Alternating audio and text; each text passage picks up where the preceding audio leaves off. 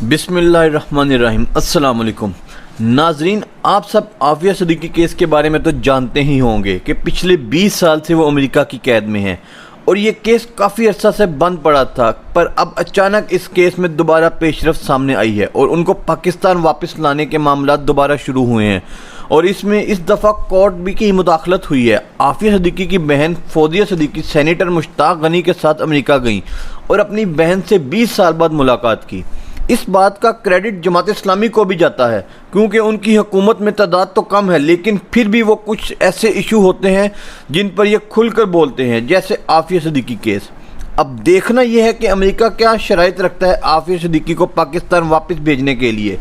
کوئی شخص یا کسی اور طرح کی ڈیمانڈ رکھتا ہے، جو پاکستان مانے گا تو امریکہ عافیہ صدیقی کو اس کے حوالے کرے گا۔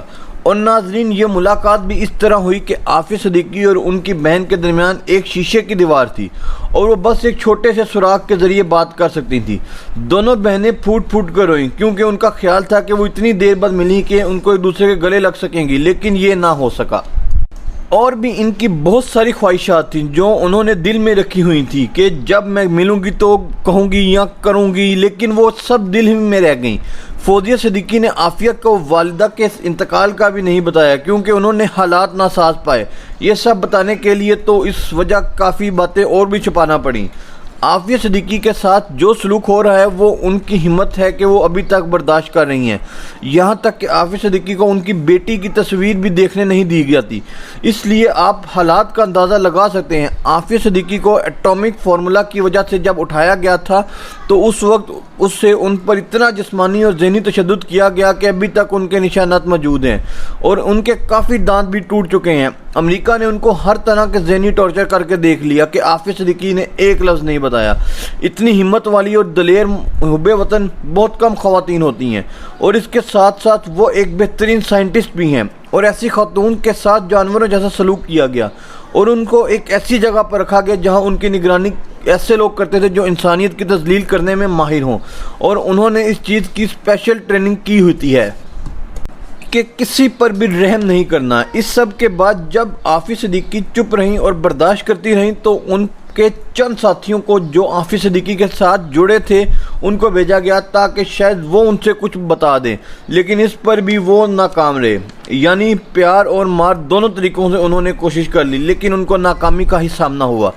ان کو ہر طرح کا لالچ بھی دیا گیا کہ آپ کو رہا کر دیں گے، آپ واپس وطن بھیج دیں گے، بس آپ اپنی ریسرچ کے بارے میں بتا دیں، لیکن عافیہ صدیقی نے انکار کر دیا اور بہادری سے ڈٹی رہیں۔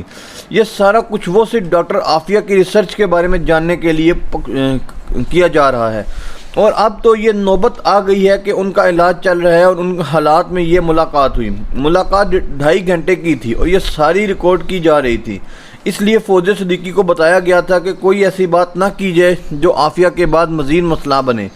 اب جو بھی یہ رہائی کی بات چلی، یہ پہلے بھی چلتی تھی، جس کی برطانوی صحافی نے کردار ادا کیا۔ اس صحافی کا نام ایون ریڈلے تھا۔ پچھلی بار افغانستان سے کچھ قیدی رہا کروانے کی شرط پر عافیہ صدیقی کو چھوڑنے کا کہا گیا تھا، لیکن وہ ڈیل کسی وجہ سے کینسل ہو گئی، اور امریکہ ویسے بھی یہ کبھی نہیں چاہے گا کہ عافیہ صدیقی کو رہا کرے کیونکہ ان کے پاس جو ریسرچ اور راز ہیں وہ امریکہ کبھی نہیں چاہے گا کہ عافیہ صدیقی وہ ریلیز کریں۔ سینیٹر مشتاق غنی نے اس کیس پر بہت محنت کی ہے اور کر بھی رہے ہیں۔ اللہ کرے کہ عافیہ صدیقی لوٹ کر اپنے وطن واپس آ جائیں کیونکہ انہوں نے بہت تکلیفیں کاٹ لی ہیں اور اپنے بچوں اور خاندان سے بہت عرصہ سے دور ہیں۔ ہم سب کو بھی مل کر آواز اٹھانی چاہیے کہ ان کی رہائی کے لیے دعا کرنی چاہیے کہ وہ جلد از جلد بازیاب ہو کر اپنے گھر آ جائیں۔ آمین۔